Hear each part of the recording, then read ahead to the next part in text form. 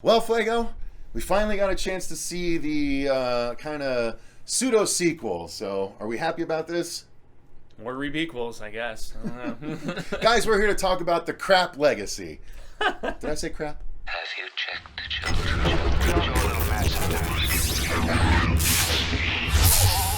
Hi, I'm Chucky. Wanna play? Sometimes that is better. You're gonna need a bigger boat. What's up, everyone? Welcome back to the horror show. I'm Cecil Laird. I mean, Fuego here. Still riding high from my really clever cold open there. Man, sharp as a tack, this guy, I tell you. Sharp as a golf ball. Guys, we're here to talk about the, again, pseudo sequel, The Craft Legacy. This is one that Blumhouse surprised everyone even existed just about a month ago.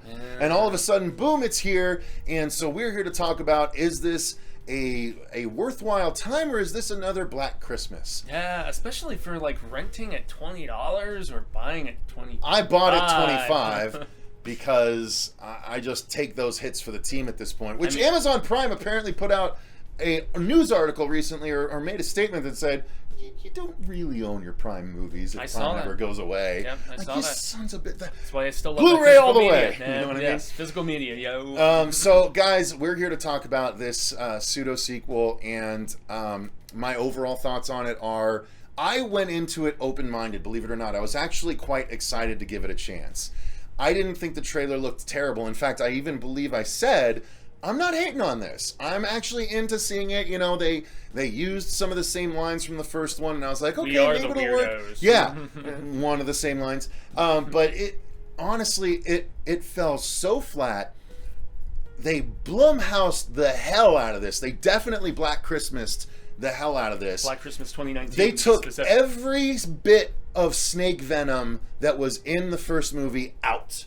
They took every bit of it out. It was dull, and it felt like there were pretty much no stakes at all. 100%, 100%. And I really, I'm frustrated that I paid the money for it, but I'm glad that I did, so I know that I never have to watch this movie again. I did not like this movie.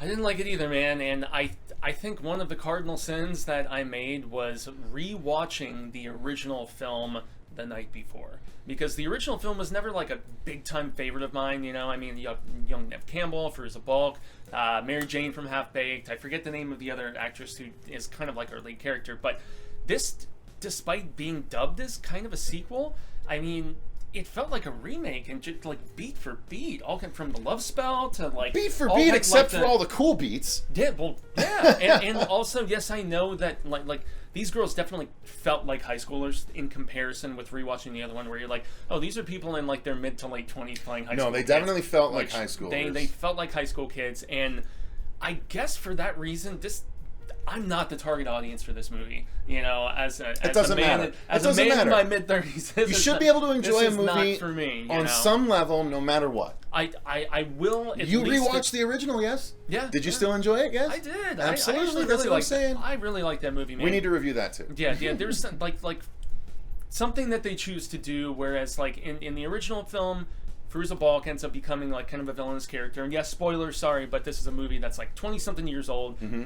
They make a very deliberate choice in this that was.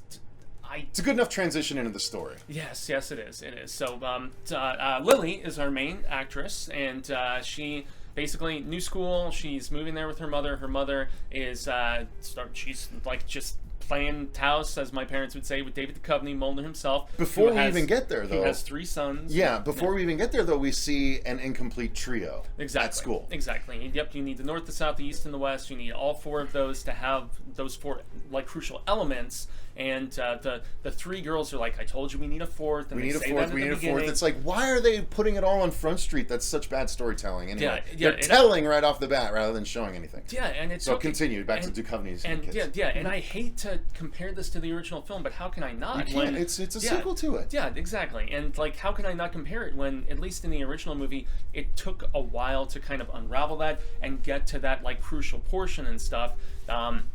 I don't know. I still like the way that they wrote the vulnerability of Lily being the new kid in town, feeling like an outcast, coming from a place where she claimed she didn't even really have any friends previously, and then trying to make them.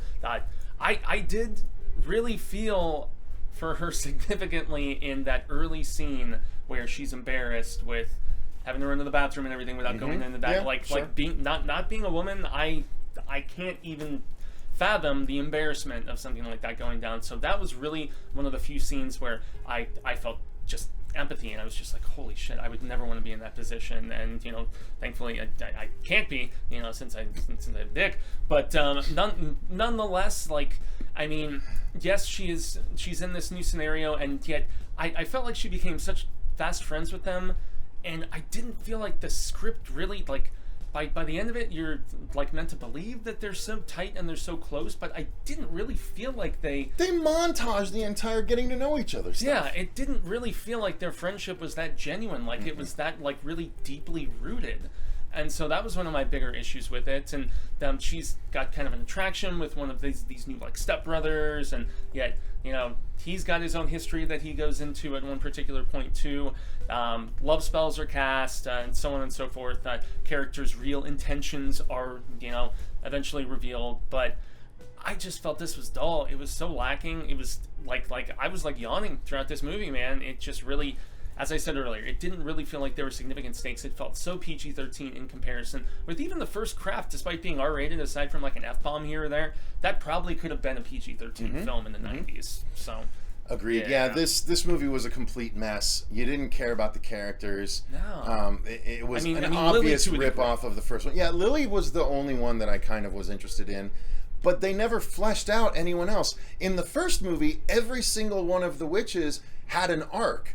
Like, everyone was dealing with something, and we saw that. Nev Campbell with the burns, or Firuza Balk and her crazy, terrible home life, white trash parents right? And stuff. Like, we cared about those characters. They never do any of that for this. They mention that one of them is trans and expect us to, like, be like, oh, they've gone through so much without showing any of it. This movie's all about telling and not showing. Which is the one thing. It's the cardinal sin of movies. Yeah, which is the one thing you've reminded me about so much more so in our later years of reviewing stuff together, is that when a movie has to just remind you of this, and this character has this, or whatever is going on, as opposed to actually showing it and just really making you just relate and feel in that regard, that's where they're not accomplishing things very well. It's the worst. So they lean on the fact that Lily is having kind of issues with her new stepbrothers. One of them is just sort of absent. The little one is kind of nice to her, and the middle one is just all over the place because he's dealing with his own drama with another guy at school that's the bully of the school that gives Lily crap on the first day. And then he plays the Skeet Ulrich role from the first movie, where they basically turn him straight up woke in this movie. Instead of like just making him fall in love, they make him woke. And it's just so on the nose and so Black Christmas 2019. And then they change the entire dynamic of the movie. The first movie was about the dynamic of the group. This one is about the girl versus the family. Again, I'm trying not to spoil and stuff like that, but I don't want to give too much away. But it is so typical 2019, 2020 Blumhouse that it's just like, really?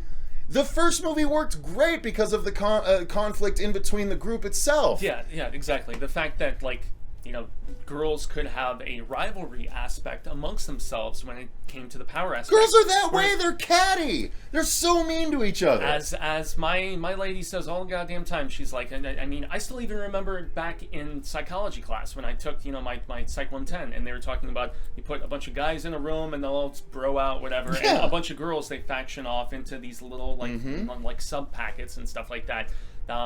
This seems to kind of go against that aspect of human nature to a degree. No, they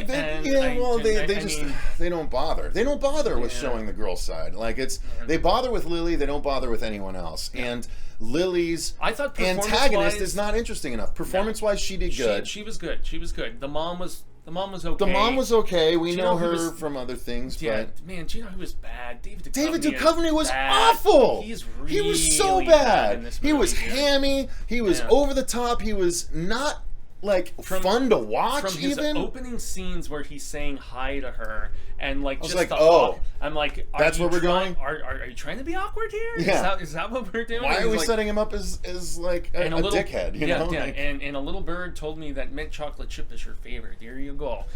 My little bird. So douchey. Yeah, and also all three of those kids were bad. Yeah. I mean, maybe the one who was struggling with the most stuff. I mean, he at least got. He had the most range. He had the most stuff to chew on. Yeah. And he had but the there scene, were times in which characters just up straight disappeared from the movie, and you're like, really? Yeah, and guess what? They told us what happened. They didn't show us what happened. They told us what happened. Back to that. It's the worst. It's the worst, you guys. This movie is not worth your time. They try and do a Hail Mary at the end to tie it into the original continuity. Even the Hail Mary misses completely. Misses completely. It doesn't even make sense. Yeah. It literally doesn't make sense. They were setting up something. I was like, oh, okay. And if it's this, then it might make sense. But then they pull a switch on what that is. And it's so dumb, it doesn't make sense. It doesn't jibe with the end of the original. Yeah. Nothing. Yeah, because Nothing. we thought it was going to be pointing to something from the and original, and then it wasn't, and stuff. And yet, even that final conflict at the end of the movie, in the finale, It was a just, crap CG fest. It was so dull, and it looked at. I mean, we've kind of covered acting. We've cut We covered story, we covered acting. Yeah, exactly. Boy, it just effects were awful. It looked so fake, and even the light as a feather, stiff as a board bit looked The really... part of the montage? Yeah. Where it was just one angle that didn't actually move or anything, and the person was already levitating, so clearly they were just laying on a green screen box. Yeah, and after having rewatched the original film, where it They looked lift like... them up! Where it looked like it looked better in the older film, 100%, man. And I 20 hate plus to be years one of ago. those, like, beating a red-headed dead horse about, the original did it so much better, but in this case, yes, it most definitely We calls them did. as we sees them. Yeah, I mean, hey, art is subjective. If you enjoyed this film, more power to you, and, respect. We're not trying to, like, crap all over this, but we're just giving honest opinions. So. Yeah, it was rough, guys. Yeah, and the score, really, I just, I didn't like the score either, man. Yeah, Cheese-tastic. Guys, this was just a bummer. I'm like... I guess I'm glad it's one of those things where it's like if you ever loan someone like $100 and then they just disappear from your life, never pay you back, but just disappear from your life, there's that saying where it's like, well, it cost you $100 to find out that they're not worth having in your life. This one cost me $25 to find out it's not worth having in my life. So that's fine. I suppose I could have paid more to find out. So I guess it's not that bad. Well, as we found out today on Halloween, seances are presumably all the rage for whatever reason. So, hey, yeah, whatever, right? Well, that's going to do it, guys, for our review of the Craft Legacy. Sorry, I keep doing it. Yes. Let us know what your thoughts are in the comments down below. If you watched this, did you enjoy it? They sequel baited so hard, and news articles dropped today saying the director or the writer, like, we have a third in mind. It's like, no, you don't deserve it after this one. But I have a feeling, because the younger generation might actually like it, we might have to deal with the third one. So we'll see what happens. Let us know what your thoughts are in the comments down below. Thank you very much to our patrons for supporting the channel. Until next time, I've been Cecil Laird. And gracias, I've been Jaime Fuego. And remember, stay scared.